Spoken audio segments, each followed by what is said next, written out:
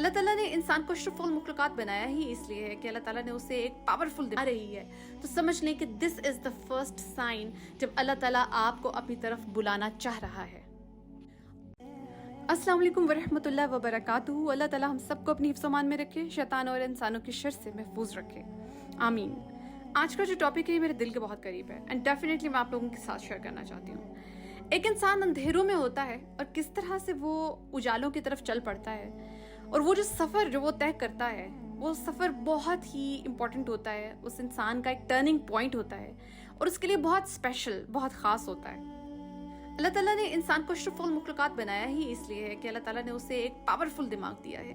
اور وہ دماغ سوچ سکتا ہے، اس دماغ کے ذریعے ہم دیکھ سکتے ہیں، ہم وہ سب کچھ دیکھ سکتے ہیں، انفولڈ کر سکتے ہیں جو باقی مخلوقات نہیں کر سکتی۔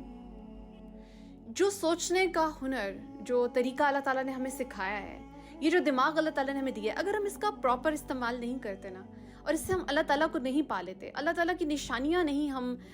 دیکھ لیتے اور ان کو پا نہیں لیتے، تو ہمیں اس دماغ کا کوئی فائدہ نہیں ہے۔ ہم پھر ایک طرح سے اشرف المخلوقات بھی نہیں ہیں،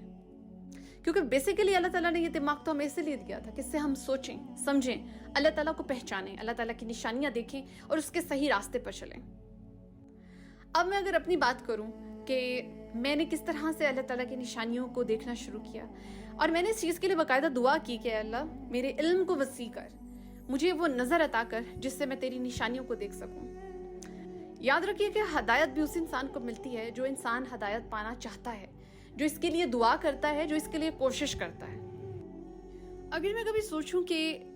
وہ وقت جب مجھے ان چیزوں کے بارے میں علم نہیں تھا، میں نہیں جانتی تھی کہ میں کس ڈائریکشن میں جا رہی ہوں، جبکہ میرے سامنے سب کچھ تھا۔ اللہ تعالیٰ نشانیاں، یاد رکھیے، ہر انسان کو دکھاتا ہے، اپنی نشانیاں اللہ تعالیٰ ہر انسان کو دکھاتا ہے، لیکن ہر انسان اپنے آپ کو اس لیول پر نہیں لے کے جاتا کہ وہ ان نشانیوں کو پالے، ان نشانیوں کو دیکھ لے، ان کو سمجھ لے۔ تو سیم میرے ساتھ بھی اسی طرح تھا، مجھے سب کچھ سامنے کئی بار نظر آتا تھا، but I was not able to identify it، اور کئی بار میرا دماغ موف ہو جاتا ہے کہ کیسے اللہ تعالیٰ سب کچھ دکھاتا ہے، لیکن اس وقت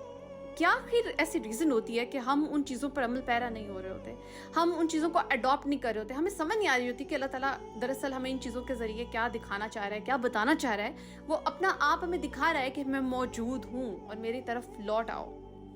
سو basically what was the first sign, وہ پہلا سائن کیا تھا جس کی وجہ سے مجھے یہ لگا کہ مجھے اللہ تعالیٰ کے قریب ہونا ہے۔ جو زندگی میں گزار رہی ہوں وہ بالکل بھی اس کا کوئی معنی نہیں ہے، بالکل بے معنی ہے۔ تو that was actually first sign, وہ وہیں سے چیز سٹارٹ ہوئی تھی جب مجھے یہ احساس ہوا کہ I really need to change myself. میرے پاس میرا کریٹر تو موجود ہے، لیکن میں اس کریٹر کو فالو نہیں کر رہی ہوں، میں اس کی بتائی ہوئی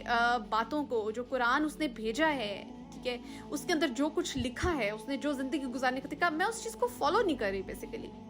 سو جب آپ کے دل میں سب سے پہلے یہ احساس آتا ہے نا، یہ سوچ اگر آپ کے ذہن میں آ رہی ہے، تو سمجھ لیں کہ دس از دا فرسٹ سائن جب اللہ تعالیٰ آپ کو اپنی طرف بلانا چاہ رہا ہے۔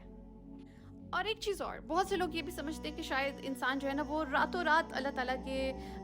بتائے ہوئے راستے پر یا دین کے راستے پر چلنا شروع ہو جاتا ہے۔ ایسا نہیں ہے، یہ نہیں ہوتا کہ آپ فوری طور پر بہت بڑی بڑی عبادات کرنا شروع کر دیتے ہیں، آپ فوری طور پہ جو ہے وہ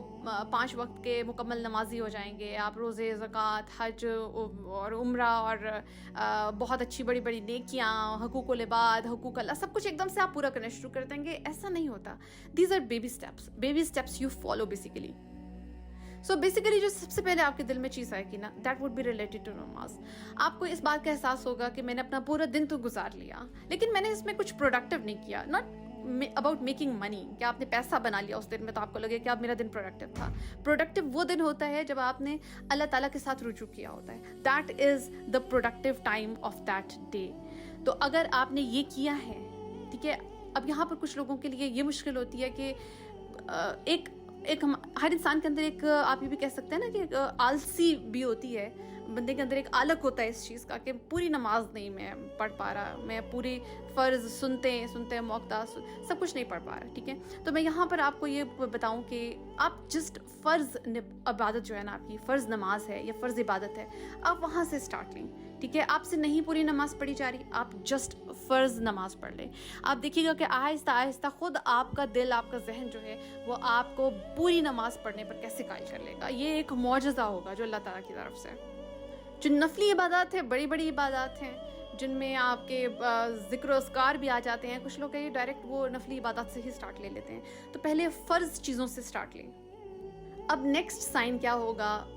फ़र्ज़ इबादत के बाद, कि अल्लाह ताला आपको रिपेंटेंस पे लगाएगा। अल्लाह ताला कहेगा, आपके दिल में ये बात डालेगा कि मैंने जो गुनाह किए हैं मुझे उनके लिए माफ़ी मांगनी है अल्लाह ताला से, और आप ये करेंगे। एंड ट्रस्ट मी, जब आपके दिल में ये चीज़ पैदा होगी ना, रिपेंटेंस, आपको ये लगेगा कि मुझे माफ़ी मांगनी चाहिए, मुझे तौबा करनी चाहिए, इस्तग़फ़ार करनी चाहिए। This is an other sign from अल्लाह।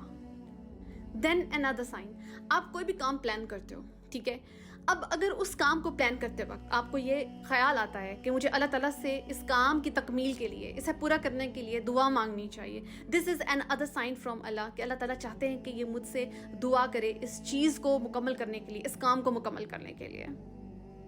बाकी साइंस क्या हैं ये जानने के लिए आप देखिएगा मेरी वीडियो का पार्ट 2।